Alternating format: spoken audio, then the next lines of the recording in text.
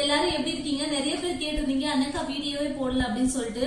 New இயர்க்கு நம்ம offer போட்டிருந்தோம்ல, நிறைய ஆர்டர்ஸ் வந்துச்சு. எக்ஸ்பெக்ட் பண்ணதை விட நிறைய ஆர்டர்ஸ். ஹேர் பேக்கும் நம்ம மினிமம் குவான்டிட்டி தான் பண்ணியிருந்தோம்.